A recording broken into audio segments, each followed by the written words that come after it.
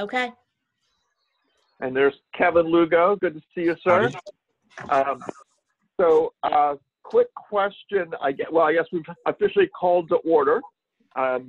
Shelley, the process for public comment at this point is people are supposed to submit questions and things in advance. So do we have any public comment for today? No. No public comment. Very cool. Then we jump to the administrative matters. So I took a look at the minutes and did not have any comments. Does anyone else have comments about the minutes? All right, then I guess we'll entertain a motion to accept the minutes as Shelley submitted them. Motion to accept the minutes as submitted. Woohoo! Second? Second. Very cool. Thank you. Thank you. So Shelley, was Lester able to join us? I know he was planning on it. I have not heard from him today, so I'm not sure. Okay. All right. We will, if it's okay with everybody, just kind of move that towards the bottom part of the meeting. I actually have some questions for him, so fingers crossed that he's actually able to join us. So we'll look at old business, just kind of starting with the mapping proposal and the funding stuff. And I think, Ann, that's stuff that had been on your plate. Yeah, I didn't do anything. I apologize. Yeah, that's okay. COVID gives us all sorts of good reasons, so no worries. Kevin Lugo, do you want to give us an update on where things stand with the climate action plan? Sure. So, excuse me, I'm still finishing lunch. We finished our stakeholder engagements. Many of you were involved in those. We finished that a couple weeks ago now. And since then, we've been compiling all the feedback we got. We got like 60 pages of feedback or something like that. So we're compiling all that. And we are working on coming up with a draft plan. Our goal is to have that done in the next couple of weeks and then send it back to those stakeholders and say, hey, you know, this is what we've come up with so far.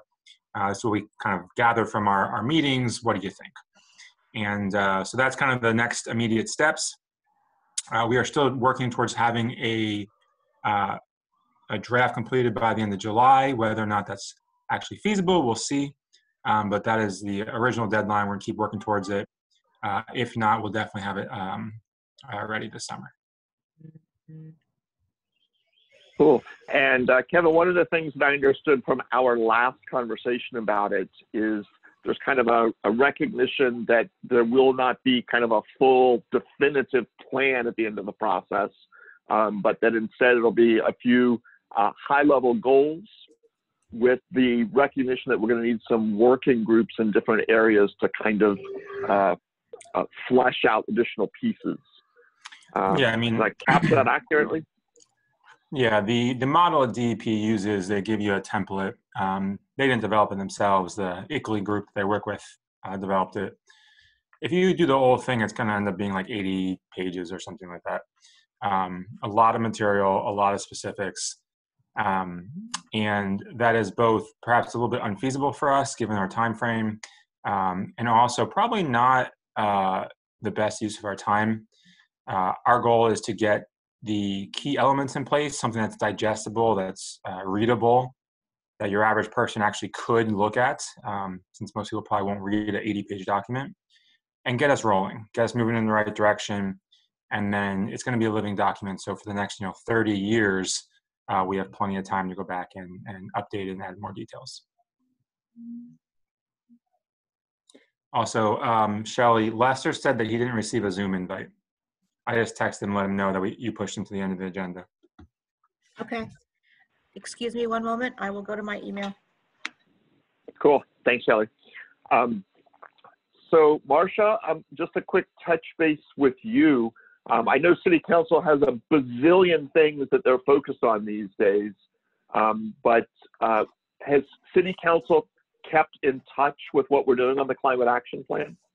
I don't believe that there's really a knowledge of what's happening. I don't think people are paying attention to that particular issue right now.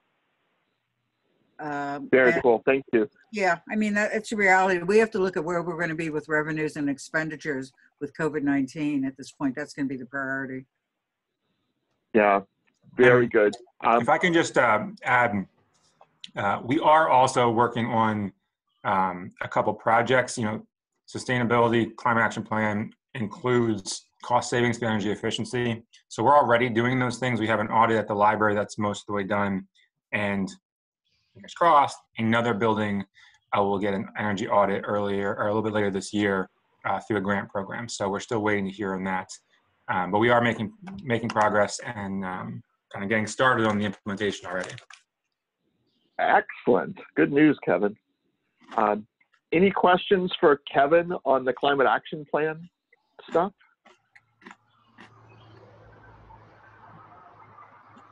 All right. So invasive plants and noxious weeds. I know Shelley was waiting on comments from folks. I also did not send written comments other than acknowledgement that I had skimmed through it. Shelley, were there specific areas where you needed feedback or guidance? The two big questions that I got from both Kevin and Andrew were, why did it have to be a separate chapter? And that was recommended to us by our law office, so that's the way I did it. The other was whether or not and how to put the references into the already existing lists of what is noxious. And so I was hoping that Kathy and David could help me with that.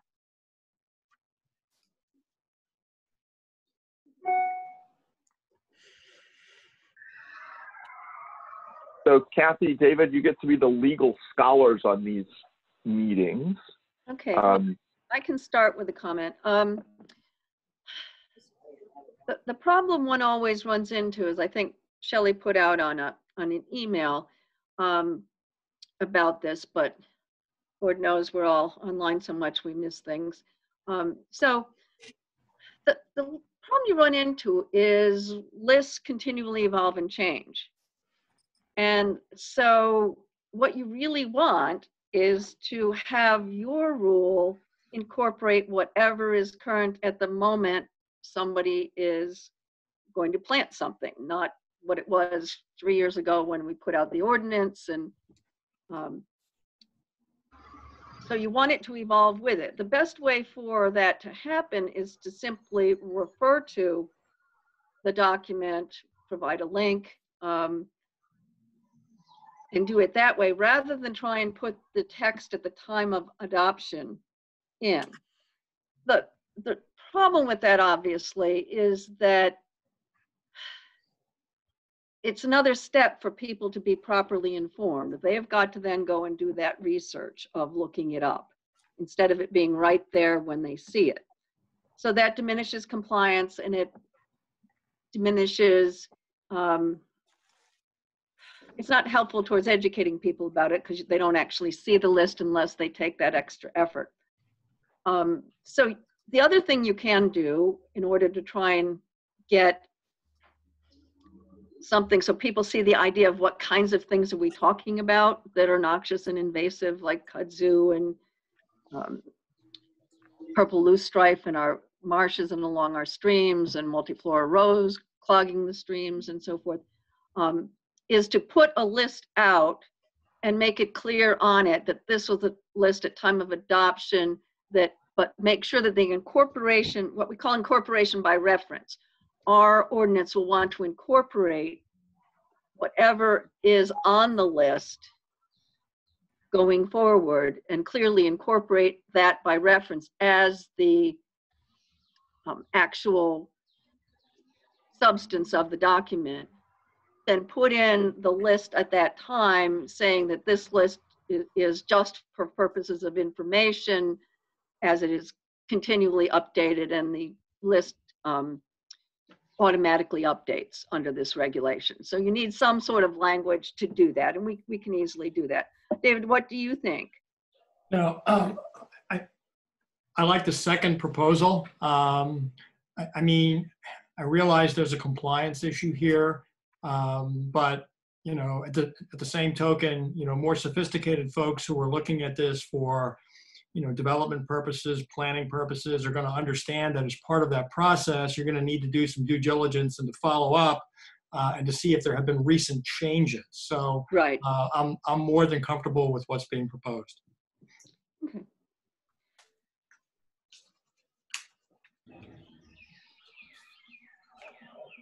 Thoughts or concerns? Thank you.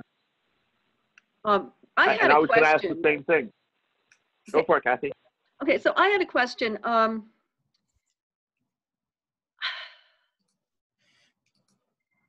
And it's really that that's a pretty severe summary offense. Mhm. For whose idea was that? That came out of the state. So that was another piece that I would need your guidance, the group's guidance about what we want enforcement to look like. And the enforcement would be by Lester, the arborist, and property maintenance. So it would fall under we could make it fall under the same type of thing as the property maintenance code, where you'd get a violation and, those kinds of things, which are, you could then set the amount that you want it to be. It does not need to be nearly as severe as what the state has it. Okay. And I took a lot of that out. That was even more than what I included in it. I'm sure. But, when it's your life, I understand, because we had the same problem at DEP. And when it's what your career and professional concern is, and you're dealing with really severe situations where people, plant stuff to make money, have these invasive plants they're selling for $10 a pot, and when they're in bloom, they look gorgeous, and they're gardeners, and nurserymen, and they shouldn't be doing that. You want to be able to penalize them, and so that's what they're written for. When if you keep doing it, you can be imprisoned. I really think that I agree with Andrew on this one, that let's say that Lester can find people and he can cite them if he thinks it's a problem, and that they're knowingly. And that was my other question, whether we want to put knowingly, anyone who knowingly plants or propagates something. And then you get the people who are thumbing their nose, and you get the developers, because developers should have to do a certain level of diligence in recommending, and landscapers in recommending things, and they knew or should have known. So they would still be able to be cited. But then we wouldn't have the, somebody that buys one of those nurseryman's purple loose strife because it's really pretty and looks a lot like salvia. And that's how it got into the Susquehanna Basin.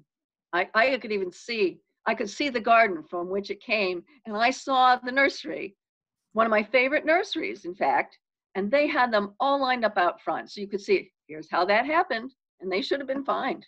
So they were more careful, because that was their business, and they should not have been selling, prohibited plants that are really damaging the environment. So I do think we leave in a summary, but I would like to see it toned down a little bit, and Okay. then, because it's better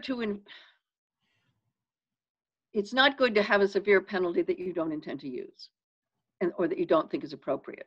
Let's put something that we're willing to follow through on where appropriate. Can I just ask a Very cool. clarifying It sounds like- question? Go for it, Kevin. What was that, Kevin? I just want to ask a clarifying question. So we, in this language here, have summary offense. You said that was the language that was suggested by the state? That I used their legislation as the template for mine, and I left it in knowing that we would change it. It was a starting point. So theoretically, if anything was egregious enough to bring to the state's attention, the state could use a summary offense in Reading. Yes. So then I would agree, make it a quality of life ticket if that's possible. For usually they're like $15 or $25 for the first offense, and it doesn't go to court. It's just like a parking fine, basically. I'm not sure, Lester, if you currently are able to do QOLs, but that's what code enforcement does for high weeds and stuff like that. So Yeah, I could do both. So what level are we looking at as far as a list of plants? I had to run and get my earbuds, so I missed part of it, but you know, things like cotoneasters, they're considered invasive. Norway spruces or Norway maples considered invasive. So what level are we looking at? I would suggest continuing with the state's list and not reinventing the wheel. I think they're on the state list. I'm not sure, I know. but I- they're on lists I've seen. So, but I have both in my yard. Well, they're everywhere. Okay, That's for Kathy, sure. I think the list that, Kathy, I went and looked up the list that Shelley had referred to, and it doesn't have, it really just has the really noxious things. I mean, it has Okay, Canada thistle and, that's what I was wondering. and you know, Milominate and Japanese knotweed and multiflora rose. It doesn't have, at least I didn't see them, but we'll have to Okay. double check that and make sure it's the most, not like class A and B are the really noxious ones. Right, Um, yeah. So just stick with Okay. those. Okay. And make sure that's. So what we're looking at different classes. Yes. Okay, Yes. so based on what I've heard then, Kathy, it sounds like there's going to need to be a little bit of tweaking to the draft language that Shelley shared. Can you give us a deadline, Kathy, when you would have some written comments for Shelley? Sure. You mean 2 weeks? Okay. Is Shelley, that does okay? that work for you? That way we can circulate it and be ready to look at it for next month. All right. And Kathy, does anyone other than you need do you need help crafting that language before that 2-week period is up? I'd like to run it by David and Lester so that we have something that at least both environmental lawyers think makes sense and the arborists, that's his area of expertise and concern. So that works. So over the next 2 weeks, Kathy, you'll coordinate with David and Lester Yes. and have a draft to Shelley within 2 weeks. Yep. And that way, Shelley, you can then circulate it to the group. We will all, I'm committing all of us to reading it ahead of the next meeting. And what we'll do is entertain a motion to adopt at the top of the agenda for the next meeting, Shelley. Okay. And That what work? I will also do is I will do it the way I did it for 30 years in writing regulations and ordinances. Write a little preamble that explains what it's intended to do and not do and where it comes from, that helps people put it in context. Okay. Very cool. Thank you, Kathy. Okay. Bill, you have questions before we go on? Yeah, just anticipating the vote next meeting. So two related questions, like which department enforces it? And just sort of community education, some kind of consciousness raising that people in the city have some awareness that it's even an issue or that it's coming.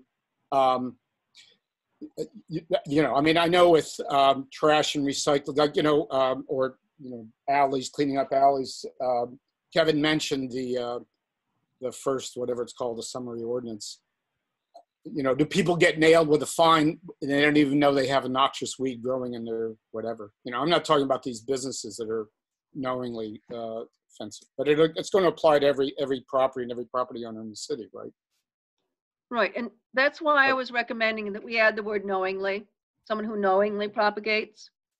So if someone doesn't even understand. If you're just weeding, you know, and then you put in some, or you're just making a clear space and something comes in and grows, and you don't know what it is. No, Yeah. all those kinds of things. So that would take care of that. Yeah, if we say knowingly, But then, maybe, I don't know, maybe if we do it through the paper or something, or with Right. something that goes out to just let people know that this is something now that No. the city is going to be monitoring. it would be nice to have an article. Basically, DCNR, Conservation of Natural Resources, has an interest and sort of works on it with parks and has lots of good educational materials. yeah. The Department of Agriculture actually does the enforcement because that's where the damage is. A lot of the damage is. So I'm pretty sure ag enforces. I'm not sure that DCNR enforces, except on park lands, on Commonwealth land. But I'll check on that too. See. Oh, thank you. Thanks for the input, Bill. So if folks are comfortable, what we'll do is move to that last item on old business and then jump back to for the tree update from Lester. So any updates on the Lead Abatement Coalition? I've not heard anything from Bill Murray. Very cool. I saw David unmute himself. Yeah, while on the subject of lead, although it's not, what Bill Murray's working on, just FYI, Exide has filed for bankruptcy again. It's their third bankruptcy filing. Obviously, Exide cleaned up Bernhardt's Park, and we're anticipating some additional work by Exide in conjunction with the dam breach when that occurs. I've spoken with Matt Love from Exide and Bob Collings from Schneider, who's their environmental counsel down in Philadelphia. All of their environmental work at multiple sites, not just ours, multiple sites is on hold. They are actually seeking to discharge those liabilities in bankruptcy as they tried to do in the past. Right. And EPA successfully intervened on both of those prior bankruptcy filings to defeat that effort, and we anticipate that's going to happen again. I actually have a call into Kai Dow down at EPA just to confirm that his legal counsel is in the process of mounting that challenge. I also want to make sure that we're at least on the proof of claim list for Exide's environmental liabilities. As I understand it, counsel for Exide is supposed to be reaching out to me in conjunction, not just with Bernhardt's, but some other projects that I'm involved in, just to kind of talk about the process here. So I'm monitoring this, and I will keep everybody up to speed if something significant happens that everybody needs to know about before our next gathering. That's it. Oh, thank you, David. Very cool. Then why don't we turn the meeting back over to Lester? And Lester, I understand at one point we were going to meet all face-to-face. You actually had a PowerPoint. Are you going to try and share a PowerPoint with us at this point?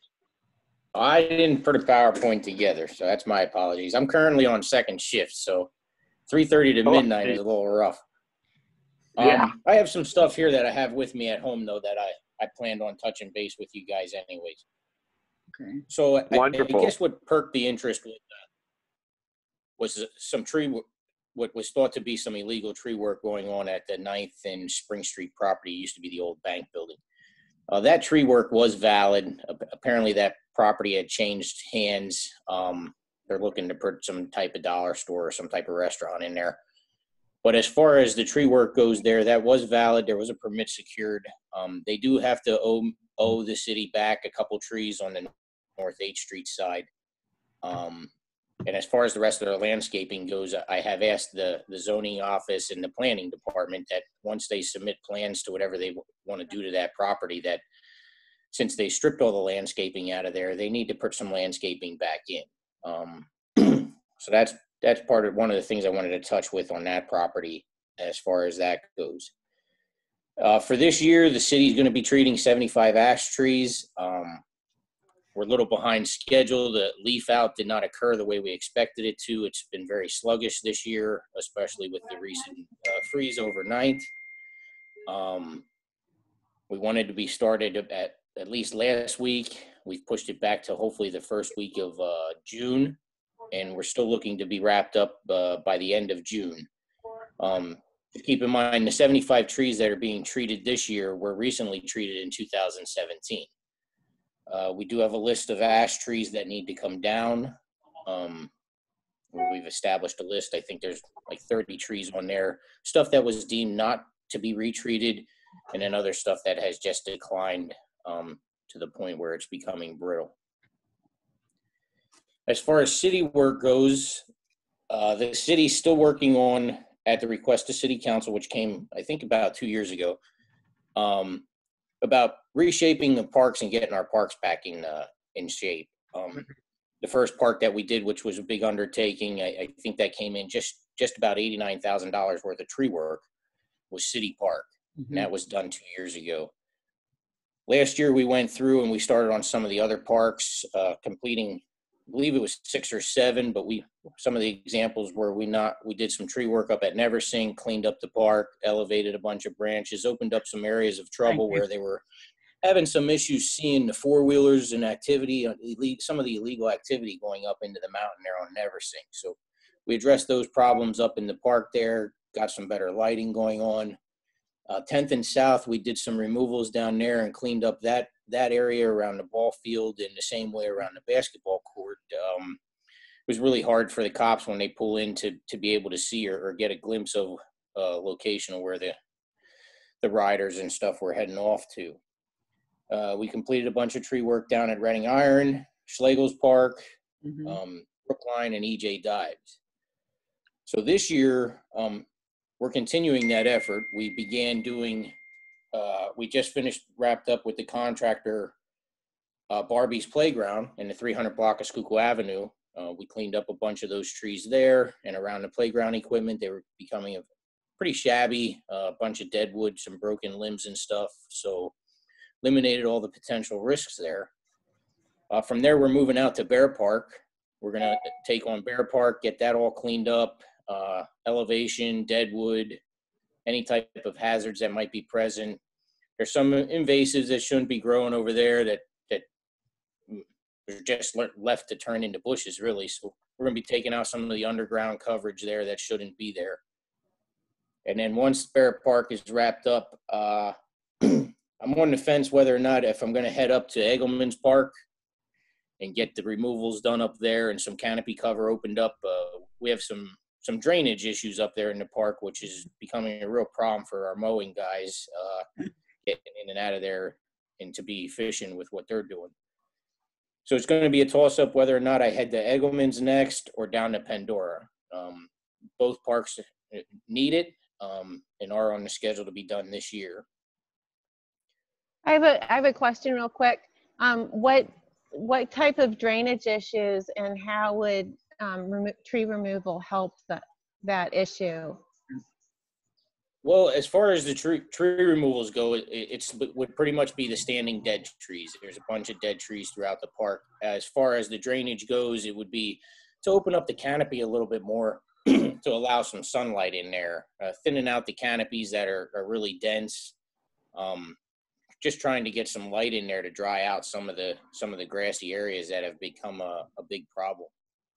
Lester, wouldn't it be true though that part of the problem with the drainage with Eggleman's is the fact that it's all the springs that are underneath it that are all sort of percolating to the surface? So it's almost as if that ground is more like a wetland than it is a park. And that's correct, Marcia. But last year we had a bunch of springs show up that we never even knew existed, which caused a lot of problems. When you enter into Eggleman's off of Hill Road on the left-hand side, you'll notice that they can mow part of the grass and then they skip a big chunk and mow the rest of the grass. And that's due to one of the springs that just resurfaced recently and is constantly active and flowing. And then along the back end of the park is some other issues where springs that we never even knew that were dry for a long time all of a sudden just resurfaced and started creating a lot of issues up there where we can't get the tractors in and out without destroying everything. I know you used to walk around there and it becomes more and more difficult to do that because there's very few areas that aren't that soggy that you can safely walk on. Yeah. Right. Yeah, If I'm not mistaken, Shelley, I think there's something to go in front of council tonight as far as a possible grant. Right. Yes. to grant to do what? Wait a minute, I just had it up a second ago. While I you believe I'm going to corroborate what Marcia said. I mean, it feels very wetlandy, marshy down in that area as you enter the park. Is the grant, or is there thought about maybe, I don't know, redoing that area more appropriate to what is the actual conditions there? Yeah, that was going to be rather than a lawn that doesn't quite work. I mean, go ahead. Yeah, that was going to be my question as well, and I imagine that's Ann's. I mean, this is likely to be the new normal. We got a lot of new springs with the really record-setting wet year 2 years ago.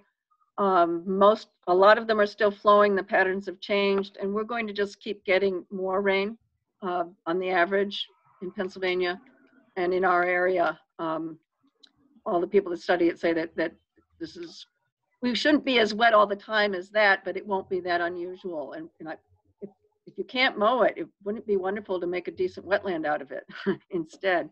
Well, I believe that would be very proactive of us at this point, because we can't pretend that we have a park there when we really don't. And after walking up there for 35 plus years, I've been able to see every year how it's changed more and more into a wetland than it has been a regular park. And we try to do the best we can to keep those pavilions. But even the pavilions turn into like little islands. And that's the same thing down in Mineral Spring Park. Yeah. Because of the amount of water. Yeah, so I would argue that turning it into a wetland is a good thing. It's good for water quality and less mowing, less maintenance for you, Lester. So I would suggest, that's why I asked the question about what is the drainage issue, and would thinning out these trees even make a difference, and do you want to do that? Possibly just changing the landscape that you don't have to mow any longer and can be enjoyed in another way. Yeah. I do know the dam is drained up there, and Shelley, I think we're waiting on answers as to far as what's going to go on there. Yeah. And I think part of the grant's supposed to be for drainage along the roadway. I know we had some crews go in there this past winter again in early spring and open up a lot of the drainage pits where all the sediment and stuff has been running off into to allow that water to run. I definitely know most of the concern comes from the parks foreman, Tommy Wesolowski, and his guys being up there doing the mowing work and stuff. And I don't know, Marcia, maybe if you want to bring that up tonight as far as council goes. I know they're applying for that grant. I don't know specifically all the details. I'm looking at the details here. I can get the grant back up. Okay. But like I said, it's for drainage issues. Okay, that's what the grant's for. So I would suggest making the application in a way where you're correcting the drainage issues by enhancing the wetland areas. Well, and I think the drainage issues are a real one as far as the roadway goes, because it's around the stormwater pipes, the inlet system, the things that cause the flooding. So that has to be taken care of, irregardless of whether we go to a wetland or not. Correct. Yeah, because the one pipe that comes out, when you turn into Eggleman's Park, there's actually a pipe underneath the ground there that runs to flow down Hill Road. And with that being so backed up with all the sediment and stuff, it's kind of difficult to continuously maintain that, which was one of the reasons why last winter, Hill Road, when all the water would finally gush through there, Hill Road would freeze over. Right. And then we had trouble there at the base there where it kind of levels out before it starts climbing the hill again, where it's pretty much a sheet of ice. So we're hoping to rectify some of those issues with that grant application as well. So just a quick point of clarification. I'm curious how these kinds of decisions actually get made. So whose authority is it to decide whether, we install wetlands or other remediation? So whose decision is it? And then second of all, what's the EAC's role in that decision? Right. Shelley? These come before council already done. So somebody, I would imagine, in Public Works is making that call with the managing director and the mayor. That's not anything that council does on its own. Now you're talking about the grant application, Shelley, or the wetlands? I'm talking about the grant application. So Exactly. Scott asked what the EAC's role would be in that, and I don't know that what there would be, because it comes to us already decided. Yeah, I think though the bigger question is who makes a decision regarding the wetlands. And I remember going through the painful process with Angelica when that dam, and it almost is like similar, that dam burst. There was a lot of controversy about what actually happened to it, but it was no longer there. And a decision was made to turn it into a wetlands. Now, we have a situation where we have a dam that we're looking at remediating to return it to a dam without as much volume water in it, but that's still not going to preclude the rest of the area around that lake bed to be a wetlands. That was, yeah, that was like that. It's been like that for years. Yeah. It can be done in, this is my line of expertise, so it can be done in a very aesthetically pleasing way that would enhance the area. You know, I think Berks Nature has a beautiful area, but I can see why, you know, people wouldn't want to lose the lake. And, you know, there's reasons on both ends, you know, but they did do a beautiful job. And if we still have the lake and it's a matter of fixing drainage issues, then it can be done in a very pleasing way that can be enjoyed by all and still enhance the water quality and take care of the drainage issues. It could be a matter of redefining the wetland area to capture the water and clean the water and do it in that way. So there's definitely lots of different ways that can be tackled. I guess my key question is I'm still unclear. Who gets to decide how that Pretty happens? much, Who gets to make the decision? Thanks, Lester. Kevin, correct me if I'm wrong. Ultimately, the public works director is going to be the one to Right. decide what would go on there. Can Yeah, I interject a little bit? I can't speak for our current situation, but typically Ralph is very involved in these decisions and would work with the managing director. Scott? But our role would be to talk with Ralph, as we always did, if we had ideas about how something could be done better, you know, more environmentally helpfully, and he appreciated that, and I'm sure that's our role. And we have specific, sort of in the very general and broad grant of responsibilities that we have in our mandate, it does specifically talk about open spaces and the public open spaces. So we clearly do have a role to advise. We don't get to make a decision, but we certainly can advise either council or the administration. And that's how we've worked, you know, been able to collaborate with people and get something done in a more environmentally beneficial way by helping out with thinking about how we could do it differently. Well, in some ways, we speak, we're like, we represent the community, right? I mean, in a sense, we are, you know, it's a public park.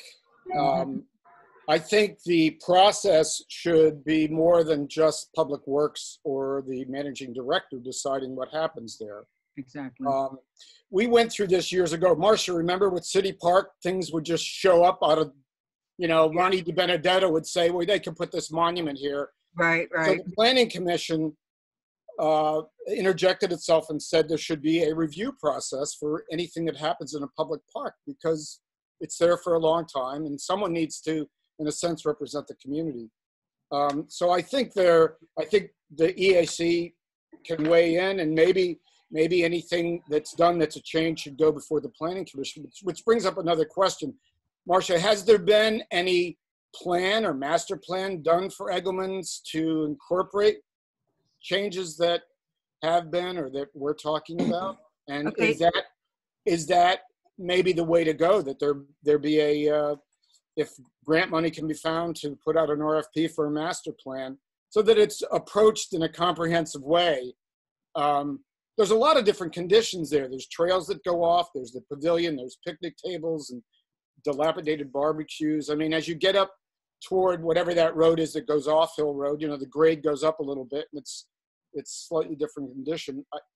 You know, if it was up to me, I'd suggest maybe considering doing some sort of master plan for it starts to take in all the input and the questions and the discussion we're having. I mean, we're not going to solve it in this meeting, but Yeah. I agree with what you're saying, Bill, with the process. There was an assessment done of all the city's recreational facilities, parks, and playgrounds, but nothing is in depth as a master plan. And I guess I'm being a little bit more expansive in this, is I really believe we need to have a master plan for the 3 parks that come down off the mountain, starting with Eggleman's, going to Mineral Spring, and then Pandora, because they all have a lot that they share in similarity. And there's a huge volume of water that comes off that mountain. And we almost do things piecemeal rather than looking at comprehensively. Yeah. And the other part, I think it's so important to me, and I think for other folks in the communities, these parks have a very historic nature to them. When they were first developed, if you look at all the beautiful stonework that's around, so I think we need to look at a mechanism that when you do a master plan, you have more public input, and to be able to talk about what this looks like now and how we plan for it for the future. well, you just expanded what I suggested. But I think you're right. Those parks, right now, they don't, we live in this part of the city, so we spend time in those parks, but they don't have a sense of connection.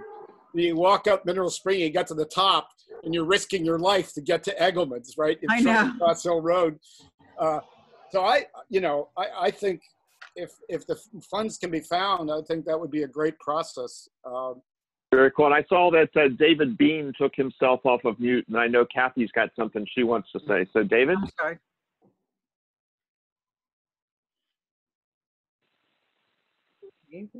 No, there's nothing to say. I just took myself off mute. There was a lot of traffic out on Mineral Spring, so I put myself on mute. Very cool. It's all good. Kathy? Okay, so I agree with what Marcia and Bill just said. And I think just to put a point and a reason on it, at least for Engelman's, because of the dams and the need to do something with the dams, there is a need to rethink what the landscape looks like and what's happening with the water in connection with that. And that's part of the comprehensive nature. And it's a good reason to do a plan for Engelman's, and since it's a water issue, a large part of it is a water issue for all 3 parks. I think that's a good reason to make a priority for those 3 parks to try and get a comprehensive kind of plan in connection with having to make the changes to the drainage related to the dams, because it's going to change things.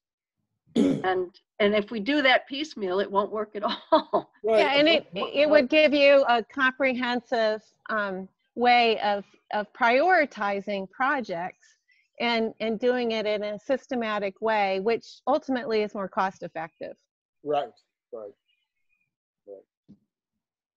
Very cool. So I have a planning related question, but Lester, given the conversation that just happened, I wanted you to have the opportunity to jump in with thoughts or perspectives on the need for a master water plan. Well, Anything definitely to add? up there. I would agree. Up there, we need to come up with some sort of idea, because it's not getting better. Last year it showed its face. This past winter it was even worse. Who knows what it's going to continue to become.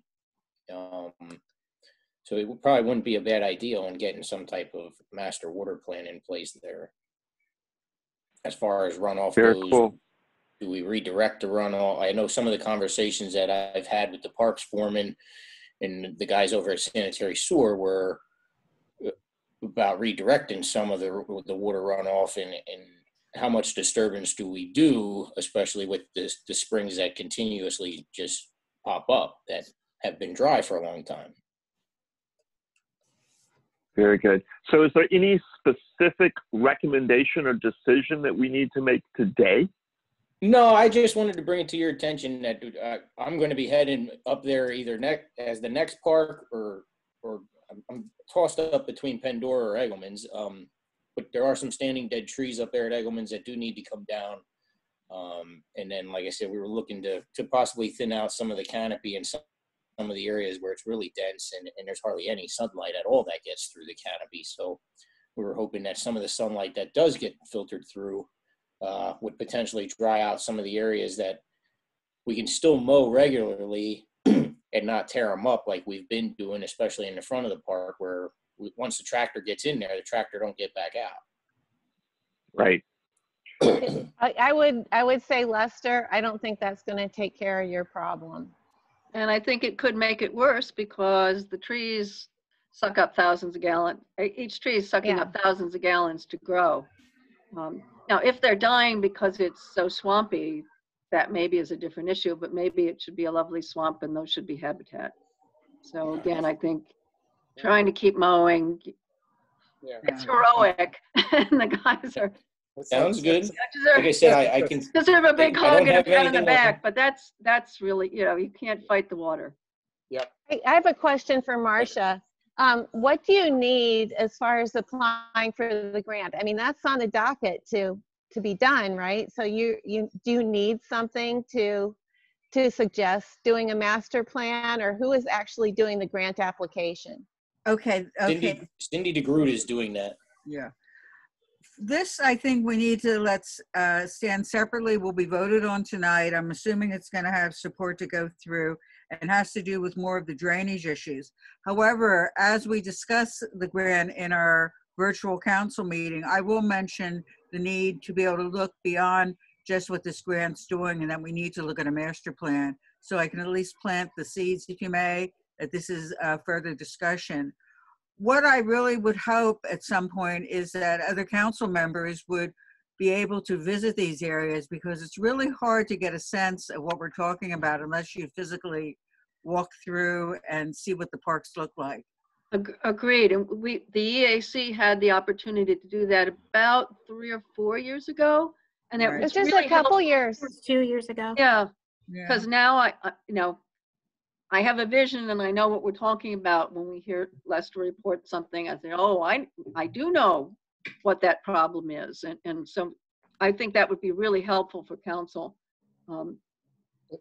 to. Marcia, if you do that, sorry if I can just interject, what you should follow it up with is a visit to Antietam to see what happens when a master plan is issued and a process is followed. There's there's parking, paved parking area with markings, handicapped spaces, public toilets, signage, railing, walkway, accessibility. It looks like a public park. You pull into Eggleman's, you've got the marsh as you pull in. It's a great big gravel area that is, I mean, it's unattractive. It's just like night and day between the two. So I think it points up what can happen with all of those parks if there's a proactive process, setting aside where the money is. But I do agree with Ann. In the long run, it's more cost effective. Right. Doing stuff piecemeal, you spend money, and then 2 years later, you have to come back and remediate it. So I think the only thing Very for good. me, So I'm sorry. go for it, Marcia. Okay, well, I just think one of the partners we need to keep in mind too is the Isaac Walton League and how they use that facility as far as a fish hatchery, which I still think can work with the idea of a wetland. But, a master plan would need to be able to come, because we're at a juncture now where we're going to be looking at remediating the dam, because we have to do that according to DEP. So we have to look at the timing for the master plan as it relates to the work that will be done to the actual dam. With the plan being, and you guys from Public Works, correct me if I'm wrong on this, that the volume of the lake will not be as large as what it is now, that there'll be less water. From what I understand, yes, you're correct there, Marcia. I believe they're gonna reduce the size of that a little bit. I'm not too sure though what size that's going to be, but from hearing past conversations and being at different meetings, yes, I do think they're looking to shrink that. Kevin, do you have any specifics? Nope, I really have not. Like I said, Ralph was always in charge of those things, and I really was not included. Yeah. And this is just as an aside, but again, because of the walking that I have done through this area, an interesting thing has happened with Mineral Spring, and I think it speaks to the volume of water. Berks Nature put in and did a nice job with the trails. However, because of the volume of water, the trail is now almost sometimes turns into a creek bed. The water overflows, so there's a real crevice as you're going down. It's really difficult to walk down that path that they had really turned into a very nice hiking trail. And I think that kind of thing is going to continue because just the amount of volume, and you see that with Mineral Spring Park, how the walls and such, just because of the volume of water they have to handle coming down off the mountain. Right. Very cool. So what I'm hearing is a quick, go ahead. I have one more thing yet to touch on with you guys, and then I think I'll be pretty much wrapped up then. Perfect. So let's summarize then real quick what we heard there, which is, Marshall, you're going to the council meeting tonight. The grant will pop up. What I heard from this call is the EAC generally in favor of a broader planning process to address all of these issues rather than just individual piecemeal solutions. And so obviously the EAC stands ready to help you and the council and the administration to address those kinds of things. Lester, you had another point, and then I do have a question tying some of your work into the climate action plan. Go for it, Lester. And one other thing I just wanted to touch base on, the Shade Tree Commission, well, and myself, we redesigned the shade tree permit application a little bit to include planting, removals, stump grinding, and pruning. One of the things on that application is I've been, over the last 2 or 3 years, I've had a lot of companies that come in, general contractors, let's say, that do tree work on the side. So I've been trying to get some of that stuff under control, because once I go back and notice the property owners for illegal pruning or improper pruning, then I have to go back after their contractor that they hired to find out that they don't have a business license, or they don't have anybody that's certified or anything on board. So one of the things on the application that you'll notice if you online there, if you look at it, I'm asking for the company name, contractor's name, if they do have a business license on file with the city, and if they do have anybody on staff that holds either a certified arborist or I can't think of the name now, but plant healthcare stuff. Like they have some type of certification behind them that they at least have best practice management skills going on when they're doing work. So that's helped out here recently in the spring, where 2 contractors applied to do some pruning work. One contractor did it on the weekend. I ended up going back after the property owner. That contractor then came back with somebody who knew what they were doing and cleaned up that improper pruning work, and it's helping tidy up things a little bit throughout the city. Very cool. Thank you. A related question, Lester, does the city have a list of recommended tree people we don't publish one as recommended companies. If people do ask me though, as far as like a list, I'll provide them with multiple contractors and let them decide who they want to call. Yeah, no, not that you would. I don't. Again, I think it's community education. I mean, we had to have a tree removed in the back of our property about a month ago because the heavy rains and the winds took half of it down, and it was on a line and stuff. We hired a bona fide company, but I'm not even sure that it occurred to me at the time whether somebody had to have a license to do it. It's Arbor Care, and I'd be stunned if he didn't have a license. But no, he's good. Arbor Care is one of the ones that's on. But it never occurred to me to check with the city if this was an approved person or whether he had a license. And if it didn't occur to me, I imagine there's a ton of people. Right. Let's put it in the thousands who have no idea. They just, they hire these weekend or people doing it on the side, and because they're cheaper or whatever, or maybe they can get to it. It's a discussion for another time. But how to just let people know what they need to do to comply. So Lester, I want to shift gears on you just a little bit, and I'm doing this without warning Kevin Lugo in advance. So Kevin, this is tied in with the climate action plan stuff. And Lester, one of the projects that EAC is supporting the administration with and City Council with is the development of a climate action plan. And obviously tree cover is a big part of that because the trees, of course, are absorbing the carbon dioxide and also providing shade to reduce cooling needs and things in the summer. A group that I know well is in the process of developing a certification for urban forests. And what they're going to be doing is actually trying to quantify the carbon benefits or the climate change benefits of urban forests. I know that Berks Nature regularly publishes tree cover maps for the county. Do we have something similar for the city? Because the group I'm looking, go ahead. We do not have a tree map for the city. This actually came up, and Shelley can correct me, I think about a month ago when somebody questioned the ordinance, and we're looking to get that language taken out of the ordinance because we cannot find the tree map that it references all the way back to when the Shade Tree Commission began. As far as getting a tree map in place, I do have the iTree data that we had done back in 2014 that most likely will need to be updated shortly. But that would give you pretty much a starting point as to what type of tree canopy we're currently looking at. Perfect. And those are the kinds of questions that are asking. We have the opportunity to get some free consulting because they are looking for areas where they can test their certification program. How realistic is it? How complicated is it? How beneficial is it?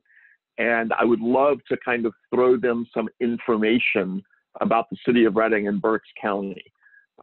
So I will follow up with you offline just to kind of see what kind of data we have readily available. Okay. So sorry to throw that in there, Kevin, without warning you first. I just have one point to make about that. There's several groups that are doing studies on carbon sequester and water take up by trees. And I believe Villanova is doing quite a bit of work. Stroud Research Center's doing work. They're looking at it for both DEP and the EPA are looking at it as a form of stormwater management and giving developers more credit for trees as a result of before you only get, well, in engineering terms, you only get 6 cubic feet of credit for a deciduous tree and 10 cubic feet of credit for an evergreen, whereas we know that there's a lot more uptake than that during a 24-hour cycle.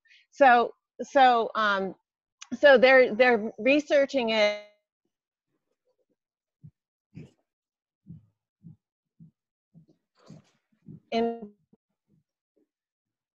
Oops, and Ann, we're losing you. For stormwater and oh, you're losing me? It might help if you turn the video off and just... You're frozen. Yeah, you're frozen. Okay, Sorry. So Lester, I'll follow up with you afterwards. I'll circle back with Ann as well to make sure the group I'm working with is well aware of the research she's talking to. But we're not trying to create extra work for you. The thought is that some of the goals of the climate action plan, some of the goals that have been established by city council might just kind of all overlap in interesting ways. So I'll follow up with you later, Lester. Sounds good. One more thing here before I let you guys get back to your regular meeting. In regards to spotted lanternfly, the Department of Ag and USDA will be doing work over at Angelica and up in Eggleman's. I don't know if any of you has noticed some of the trees are currently marked blue and red. They will be doing removals, leaving material. The wood chips and stuff would remain in place after being treated. Stumps would be treated, And then they will be setting up trap trees as well for their studies and stuff as far as females go and their reproduction and stuff like that.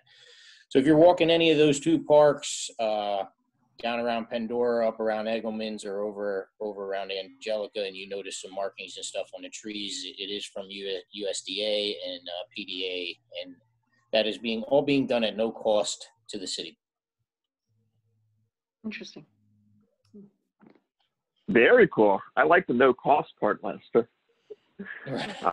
Excellent. So thank you very much, Lester, for joining us and for all the work that you're doing to keep the city beautiful and green, and not to mention, environmentally friendly. So kudos to you and your team. Thank you. Thank Have you. a good one. So looking at the next part of our agenda, there's an opportunity to just kind of provide quick updates on any of the items that are listed here. So we don't need to, oops. Hold on. Kelly's shaking her head no. Kevin asked for a new piece of business, the exclusive waste collection issue. Oh, cool. I thought it was going to be under updates, but go for it. Thanks, Kevin.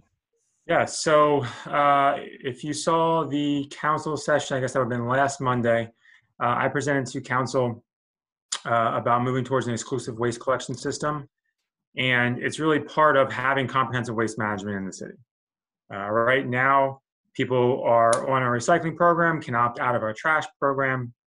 That means not only are they not having trash picked up, but they're not contributing to all of the additional efforts, the clean city efforts, keeping the storm drains clean, all of the internal collections from city facilities, all the things that are included in the trash fee, some people are opting out of. And so my recommendation to council, or the administration's recommendation to council, is to move towards an exclusive waste collection system where all of the residential properties with 1 to 4 units are being served by both trash and recycling collection. That gives them access to all of the other benefits as well, and all of those properties are paying for that. There's a number of reasons to do it, really, but the big ones are accountability.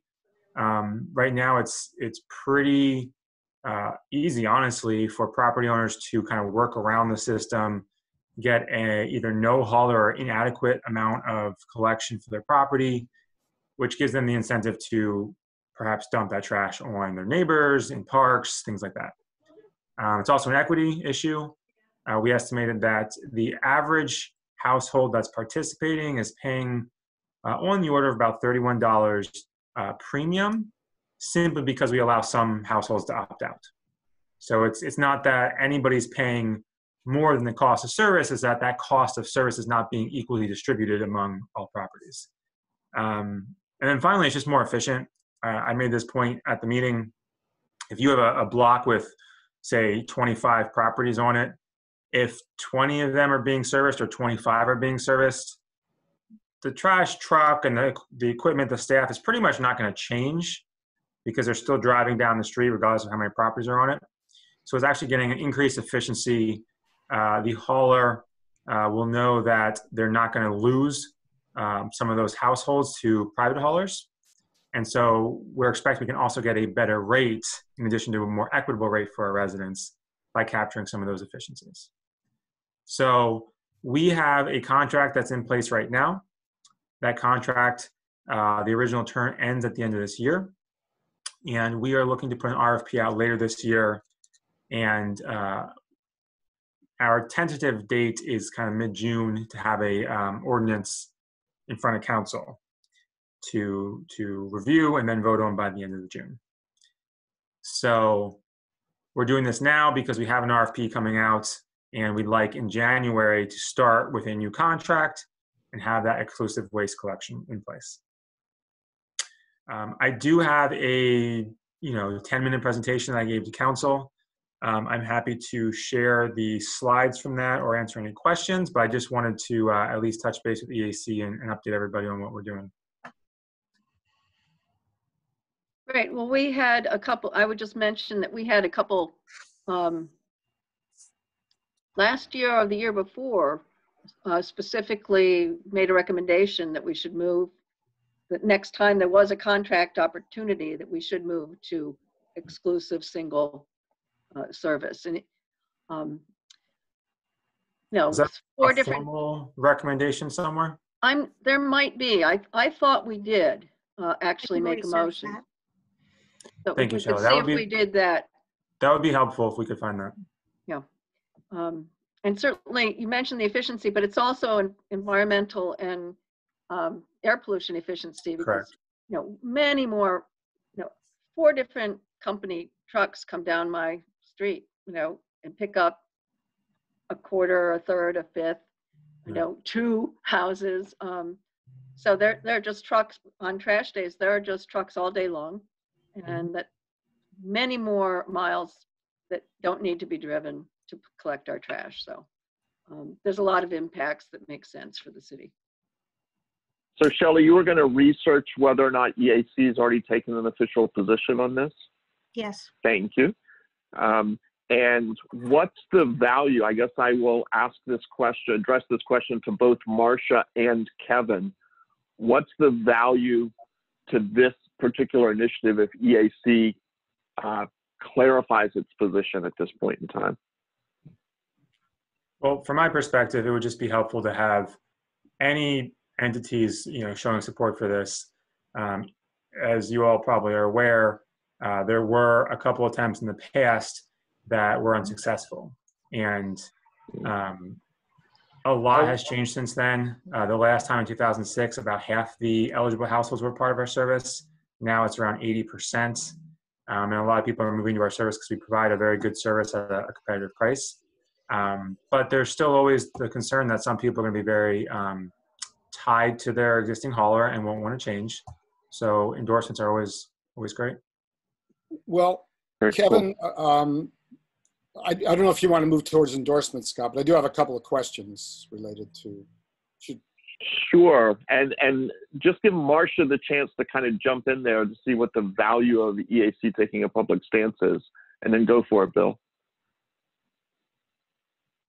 Oh, so Marcia, you're on mute. I was on There you mute go. because the dog was barking. I apologize. It's all So the reality with the way this is going to play itself out, it's a very unusual time to be passing this type of legislation. Not that it's not warranted at this point, but it's not a time that we have a lot of public interaction. Even though people can do public comment for meetings, it's not the same when we're doing Zoom meetings. That being said, I don't know who's going to weigh in on what, but I think one of the missions of the EAC is to be able to take a stance on anything that's around the environment. This is probably one of the biggest environmental challenges we have in the city, is how we dispose of our solid or our waste. And so the scenario's changed. I always sort of referred to it as a bloodbath in the past whenever this has come up. It really impacted on the direction of the city just because it became so political. Now I'm hoping that we can just make decisions based on good information rather than, oh, I love my trash hauler scenario. Well, Go for it, Bill. well, that's the question. Is there so I was part of both of those efforts, Yeah. and one of those resulted in maybe the worst, if not the second worst mayor since I lived in Reading. Exactly. And it really was the comprehensive trash plan that elected Joe Eppleheimer, indirectly or directly. So my question is, has there been an assessment of the political fallout that may happen? I mean, I know there are a lot fewer haulers, private haulers now collecting in the city than there was at the time. I think at that time we had like 56. I mean, it was a mess. So Kevin, has there been any evaluation of what pushback there may be that might lead, it could snowball and result to some kind of unraveling and undermine all the good stuff that this administration is moving on right now? Has there been, or is there a sense that there's not going to be that? I can't really speak to this, potential snowballs. Obviously, there could be tons of consequences of any action. But the landscape has significantly changed. When you look at the properties that are on our service today, like I said, it's about 80% of the eligible properties. when this first, back in '98, when we first moved towards a municipal program, it was only the residential rental units that were put on the program. And that was because we were having a lot of complaints and concerns and issues with waste at rental properties, right?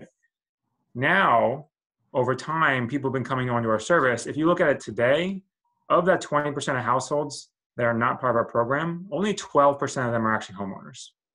Most of this is rental properties, many of which, landlords are not engaged, maybe don't live in the area, and they have a major accountability issue on them right now, especially because these are properties that are usually more than one unit, right? So having a minimal trash service with a private hauler, but having 4 units may not be meeting your needs. We get complaints, and I'm sure Marcia can back this up, where people want us to hold people accountable for their waste. Just a couple of weeks ago, we had someone in Marcia's district who may or may not have had a trash hauler. The resident complained that they didn't, and was putting the trash out with, some of the neighbors trying to get rid of it that way. So we have lots of people who complain regularly that we're not holding people accountable. So I think times have changed significantly, and now we provide a very good service at a competitive price, and we just need to hold everyone accountable. Well, there is one difference I want to mention. In my area, they tried to get a single hauler, and there's a lot of social media backlash that gets orchestrated by the private trash haulers. And people were we had to hold meetings at the high school because there was so much backlash because of the social media. Not that they didn't have a cost-effective way of doing it.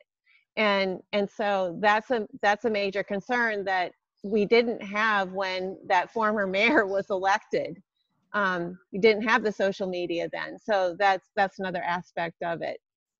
They didn't need social media. They had a door-to-door campaign. Every hauler talked to their customers. Yeah. I mean, vote for Joe Eppenheimer or you're going to have to haul your own trash out. I mean, Right. It was nasty. It was divisive. It was. I wouldn't want to live through that again in the city. Just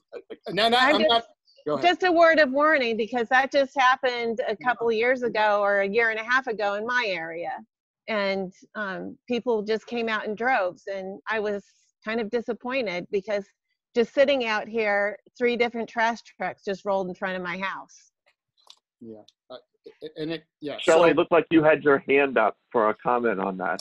Yeah, I wanted to just give you an update that the haulers in Reading are starting their campaign again, and I have had several calls today asking how the public can submit comments for tonight's council meeting. So we will start hearing from them. Okay, can I just make a comment? I think at some point we need to have the will to be able to say, this is the time to do this. I can't speak to my fellow council members. I feel optimistic that this is the first time the stars have aligned themselves, that the mayor's in support of it, that I think we have more council members than before. We don't have, and we will hear from the political backlash, and let's be honest about it. The only reason why Joe Eppenheimer became a mayor was that Wally Scott, who was behind this for years, wasn't ready to become mayor, put Joe up as his person, and then Wally became mayor. So we have been very destructive. This is my political point of view speaking, because we haven't been ready to address this issue. We have to be able to do it, and this is the time. And hopefully, and I asked this at the last council meeting, I want this ordinance on the agenda as soon as possible, well vetted out through our solicitor, for us to be able to vote on. If we have public backlash, that's the nature of the democratic process. But we have to do what's the best for public health. And I've spoken with some of my constituents, and I know there are a lot that still use private haulers, and I've explained to them the best I can why this needs to move forward. So council and the administration have to be united and a united front and stand, because that was one of the problems before. Council exactly. Punted and put the ordinance on the ballot, and that's where. Well, look who was on council though. What's that? look, I mean, it's a different No, configuration. I mean, yeah, I don't want to get into that discussion. So I think Right, exactly. that's good to And- hear. I mean, I think if that's the case, then you take the And- hits and then go with it. From next steps, the administration, we will be preparing a ordinance, presenting it to council for discussion, and then council will be able to choose to vote on it if they so choose. That is the next steps that we're taking. It's putting the ordinance before council that would allow for that. Also clean up some of the things in our ordinance as well. We have some things in our ordinance that just need to be updated. For example, it still says dual stream recycling because that's what we had done in the past. We just need to update some of those things. So we'll be presenting that ordinance update to council for council to vote on. Very cool. Thank Just so you. I'm not And I'm keeping an eye on the Totally applaud. clock. I We have applaud it. 12. Very cool. We've got 12 minutes. So want to take a quick I'm look. sorry. If you look at section 7 on the agenda. Before we move on, our lawyers who love to get more work, I would be interested if you are willing to take a look at our draft ordinance on behalf of the EAC. I have, there's several of us who are working on it, but especially more legal eyes would always be welcome. Cool. I heard that request, Kevin. One of the lawyers wasn't at her desk. I see that. Very cool. All right. So with the 11 minutes we have left, and thank you for the updates, Kevin. I actually thought that was going to cover under these updates as needed. Are there any, I guess I'll just give everyone an opportunity to kind of read down the list of updates and see if there's anybody that has anything they need to contribute at this point for the good of the order. I saw your hand, Kevin, so go for it. And Pagoda Shelley, Energy Kevin, Shelley. Project. Yep. I heard from Law, who pretty much said that they believe this is more of an ethics question. It's not a legal technical question. And the recommendation would be for EAC to approach the Ethics Commission and explain the situation with getting RECs donated and see what the Ethics Commission has to say about that. I guess they have, correct me if I'm wrong, Shell, I guess they have their own independent counsel. They do, yes. And you can, I spoke with Elizabeth Kraft this morning. She said they're still reviewing it and that if it needs to be reviewed by the Ethics Commission Board, that they will submit the advisory opinion request. So the EAC doesn't need to do anything at this time, and we'll get an update from Law. Very cool. Thank you, Shelley. Thank you, Kevin. Shelley, I saw you had your hand up. I did. For the single-use plastic ban, I forwarded last week, I believe, a request of whether or not Reading was going to support or not support the continuation of the moratorium from the state. So I didn't know if you want to discuss that today or if you wanted to wait. Very cool. So I did complete the survey that you sent, Shelley, but I only roughly skimmed the single-use plastic or SUP ban language. Is anyone else on the call with kind of a quick show of hands ready to discuss the SUP continuation of the SUP ban in this meeting? So Shelley, if you would just flag that for our agenda for next meeting and move it up higher on the agenda rather than that update section so we make sure we have time to get to it. Thank you, Shelley. You're I just ask a welcome. clarifying question. There was a survey. Scott, you said you filled out the survey? Correct. Who was that survey? It was intended for EACs? Correct. Okay, because there was one. They were looking for. Okay, there was one early this year that was for elected officials. I didn't realize there was another one. Yeah.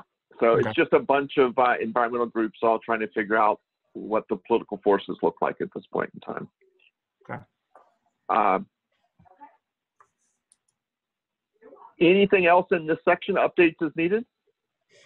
I just do have one item. You were at the meeting, the 18th Wonder, and things that are near and dear to me. It looks like they would, like, hopefully will be moving forward where they're connecting the Schuylkill River Trail, or they're going to look at connecting the Schuylkill River Trail to the 18th Ward in a pathway that's more distinct and show the connection there. And then also they're talking about a streetscape or a treescape plan, which is near and dear to me too.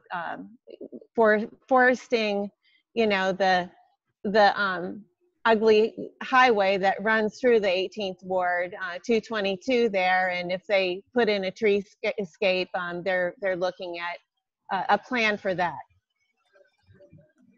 I don't know if you have anything else for the 18th Wonder. You were there. Yeah, nope, I think that's good. Oh, that's great. All right, so hearing nothing else under kind of the updates as needed, any new matters that we should throw out there for this group?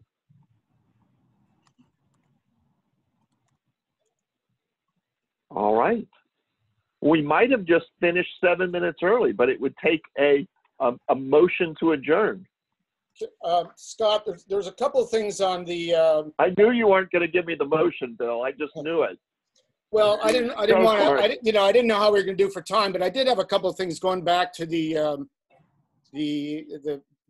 task force, those workshops. Just a couple of comments. They're all kind of related. The climate action plan?